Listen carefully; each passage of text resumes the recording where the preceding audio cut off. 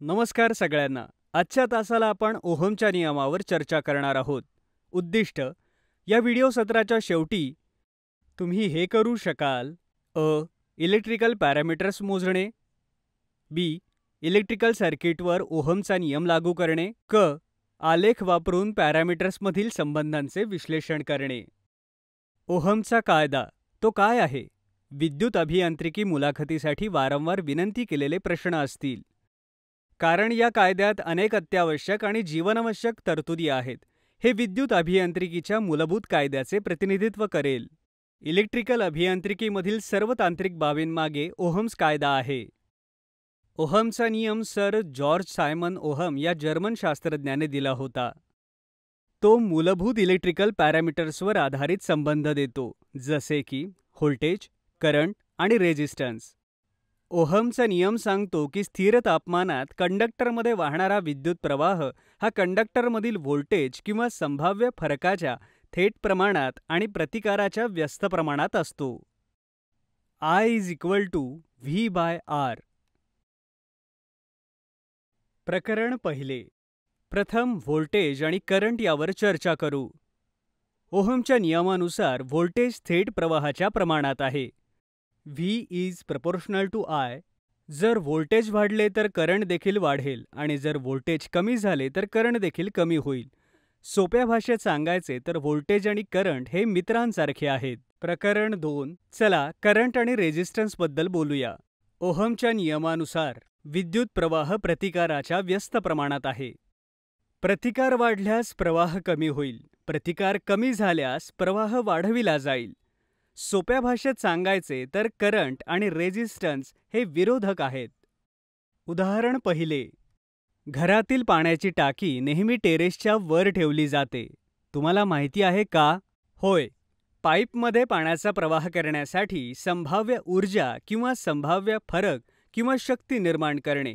संभाव्य फरक निर्माण करणारी उंची ही व्होल्टेज किंवा EMF, इलेक्ट्रोमोटिव्ह फोर्स, इलेक्ट्रॉन हालचालीसाठी आवश्यक असलेले बल आणि पाण्याचा प्रवाह वर्तमान प्रवाहाशी एकरूप आहे. अधिक उंचीमुळे अधिक संभाव्य ऊर्जा आणि अधिक पाणी प्रवाह निर्माण होईल. त्याचप्रमाणे अधिक व्होल्टेजमुळे अधिक विद्युत प्रवाह निर्माण होईल. म्हणून V is proportional to I. उदाहरण दुसरे. आमच्याकडे वाळूच्या वेळेचे घड्याळ द्या.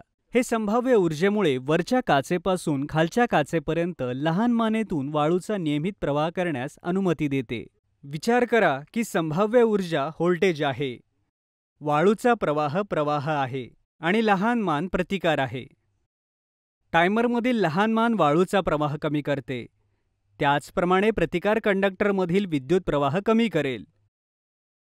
प्रतिकार हा कंडक्टरचा गुणधर्म आहे जो विद्युत प्रवाहाला विरोध करतो. लहान प्रतिकार गुणधर्म असल्यामुळे चांदी हे विजेचे सर्वोत्तम कंडक्टर आहे. युनिट्स. युनिट्स म्हणजे काय? तुम्ही किराणा दुकानात साखर घेण्यासाठी गेलात तर दुकानदार तुम्हाला किती प्रमाणात हवी आहे असे विचारेल. मग तुम्हाला ग्रॅम किंवा किलोग्रॅमसह उत्तर द्यावे लागेल. अशा वेळी ग्रॅम युनिट्समध्ये साखरेचे प्रमाण दर्शवितात. त्याचप्रमाणे इलेक्ट्रिकल पॅरामीटर्सची देखील एकके असतात. 1. व्होल्टेजचे एकक व्होल्ट आहे आणि V or E या अक्षराने ते दर्शवले जाते. 2. विद्युत प्रवाहाचे एकक अँपिअर आहे आणि I अक्षराने ते दर्शविले जाते. 3.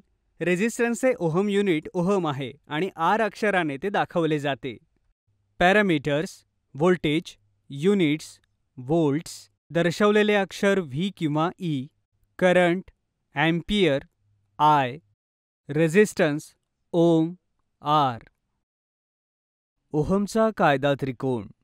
त्रिकोण काढा आणि त्याचे 3 भाग करा आणि त्रिकोणाच्या भागांना व्होल्टेज, विद्युत प्रवाह आणि प्रतिकार या पॅरामीटर्ससह त्यांची अक्षरे E किंवा V, I आणि R अशी नावे द्या. व्होल्टेजसाठी E घेणे. A. सर्किटमधील व्होल्टेज शोधण्यासाठी E किंवा V अक्षर लपवा. तुम्हाला मिळेल VE = IR. B. I शोधण्यासाठी I त्रिकोणातून लपवा. तुम्हाला I = V/R मिळेल. C. R शोधण्यासाठी R ला त्रिकोणातून लपवा. तुम्हाला R = V/I मिळेल. चला काही साधे सर्किट सोडवू. आय शोधण्यासाठी व्होल्टेजचे मूल्य सूत्रात 10 आणि रेझिस्टन्सचे मूल्य 5 आहे. आय बरोबर व्ही छेद आर, आय बरोबर 10/5, आय बरोबर 2 अँपिअर.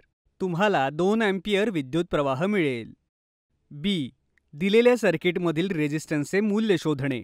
फॉर्म्युलामध्ये व्होल्टेजची मूल्ये 10 आणि वर्तमान 2 म्हणून बदला. आर बरोबर व्ही छेद आय, आर बरोबर 10/2, आर बरोबर 5 ओहम. तुम्हाला 5 ओहमवर प्रतिकार मिळेल. त्याच प्रकारे सूत्रामध्ये अनुक्रमे 2 आणि 5 अशी करंट आणि रेझिस्टन्सची मूल्ये बदलून व्होल्टेज शोधा. व्ही बरोबर आय आर, व्ही बरोबर 2 × 5, व्ही बरोबर 10 व्होल्ट. तुम्हाला 10 व्होल्ट म्हणून व्होल्टेज मिळेल. पाहिल्याबद्दल धन्यवाद. तुमचा दिवस शुभ जावो.